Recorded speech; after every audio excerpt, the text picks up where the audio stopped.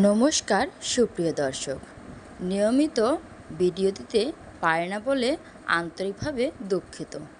আজ অনেক দিন পর একটা হেলদি রেসিপি নিয়ে চলে আসলাম আপনাদের কাছে। আজকে আমি তৈরি করব 1 থেকে 1.5 বছরের বাচ্চার জন্য হোমমেড সেরেলাক। আর এই সেরেলাকটি আমি খুবই যত্ন সহকারে নিজের বাচ্চার জন্যই তৈরি করে থাকি। তো এখানে দেখুন, প্রথমেই নিয়েছি আমি ভাতের নর্মাল চাল, এটা ছিল আতপ চাল, আর এটা হচ্ছে চিনি গুঁড়া চাল। তো এরপর এখানে আমি নিয়ে নিচ্ছি 3 প্রকারের ডাল। ডালের মধ্যে ছিল 1 কাপ পরিমাণ চানার ডাল, 1 কাপ পরিমাণ মুগের ডাল ও 1 কাপ পরিমাণ মসুর ডাল। আর সাথে নিয়ে নিচ্ছি আমি হাফ কাপের মতো চীনাবাদাম, এবং এর সাথে নিয়ে নেব 8 থেকে 10টি কাজু বাদাম এবং 8 থেকে 10টি পেস্তা বাদাম। সাথে নিয়ে নেব হাফ কাপ পরিমাণ ভুট্টা, আর এর সাথে নিয়ে নেব 3 থেকে 4টি খেজুর, যা আমি 2 দিন রোদে শুকিয়ে নিয়েছি।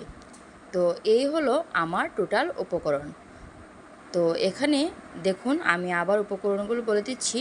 মসুর ডাল, মুগ ডাল, চিনি গুঁড়া চাল, ভাতের চাল, আতপ চাল, চানার ডাল, বাদাম নিয়েছি, কাজু বাদাম, কাঠবাদাম নিয়েছি, খেজুর আর ভুট্টা। তো এই সবগুলো উপকরণগুলোকে আমি কিন্তু একটু ভেজে নেব। আপনারা চাইলে একসাথেও ভাজতে পারেন, তবে আমি ভাজার সুবিধার জন্য এগুলোকে আলাদা আলাদা করে ভেজে নেব।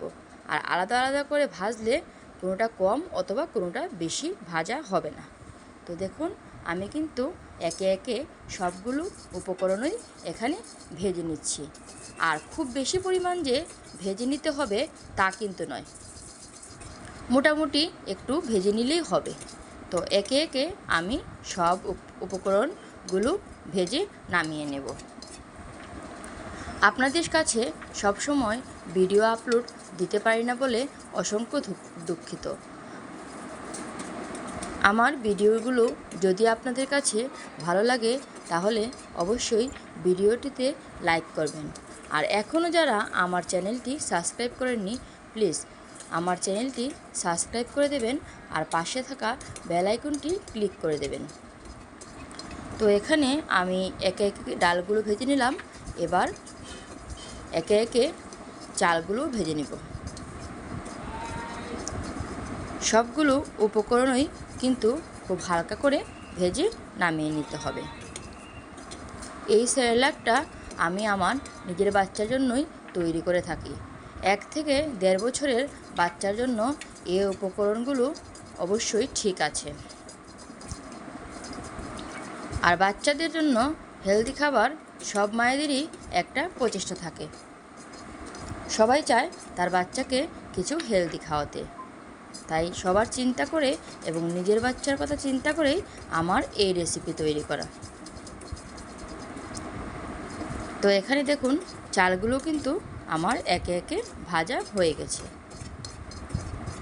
এ পর্যায়ে আমি বাদামগুলোকে একটু ভেজে নেব। আমি যে পরিমাণ বা যতটুকু দিয়েছি সে পরিমাণটা ফলো করে আপনারা কিন্তু আপনাদের বাচ্চার জন্য তৈরি করে নিতে পারেন এই হোমমেড সেরেলাকটি। ইচ্ছে করলে আপনারা অল্প করেও তৈরি করতে পারেন, আবার ইচ্ছে করলে এগুলোকে একটু পরিমাণ বাড়িয়ে বাড়িয়ে দিয়ে আর একটু বেশি করেও একেবারে তৈরি করে নিতে পারেন।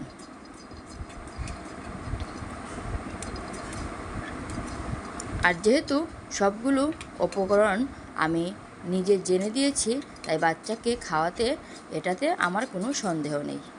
তো সবগুলো উপকরণ আমার কিন্তু ভাজা হয়ে গেছে। এবার এগুলোকে আমি ব্লেন্ড করে নেব। আপনারা চাইলে সবগুলো উপকরণ একসাথে দিয়ে ব্লেন্ড করতে পারেন, তবে আমি চাল, ডাল, বাদাম এগুলোকে আলাদা আলাদা করে ব্লেন্ড করে নেব। তো প্রথমেই আমি ডালগুলোকে ব্লেন্ড করে নেব, তাই 3 ধরনের ডালই আমি ব্লেন্ডারের জারে দিয়ে দিচ্ছি। আর এগুলোকে ব্লেন্ড করার পর অবশ্যই একটু ছাঁকনি দিয়ে ছেঁকে নিতে হবে। তো দেখুন, আমি যে পর্যায়ে করছি আপনারা ঠিক সে পর্যায়ে এগুলো করে নেবেন। 2 থেকে 3 বার ব্লেন্ড করলেই এটা বেরিয়ে আসবে। তো দেখুন, এটা হচ্ছে আমার ডালের গুঁড়াটা। একইভাবে আমি চালগুলোকেও ব্লেন্ড করে নেব। আর এটা হলো আমার চালের গুঁড়াটা। ঠিক একইভাবে আমি সবগুলো বাদামকে একসাথে ব্লেন্ড করে নেব। কিন্তু বাদামগুলো কিন্তু আমার আর ছাকার প্রয়োজন নেই। এ পর্যায়ে আমি ভুট্টাগুলোকেও ব্লেন্ড করে নিচ্ছি, আর ভুট্টাগুলো ছাকার কোনো প্রয়োজন নেই। এবার বাদামগুলোকে আমি আবার ব্লেন্ডারে নিয়ে তাতে অ্যাড করে দিচ্ছি খেজুর, দিয়ে দিচ্ছি কিছুটা তাল মিশ্রি। তো এই হলো ফাইনালভাবে আমার সবগুলো গুঁড়া কিন্তু হয়ে গেছে।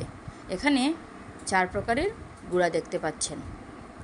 একটার মধ্যে আছে ডালের গুঁড়ো, একটার মধ্যে চালের গুঁড়ো, একটার মধ্যে ছিল ভুট্টার গুঁড়ো, আর একটার মধ্যে ছিল সব ধরনের বাদাম, খেজুর এবং তাল মিশ্রির গুঁড়ো।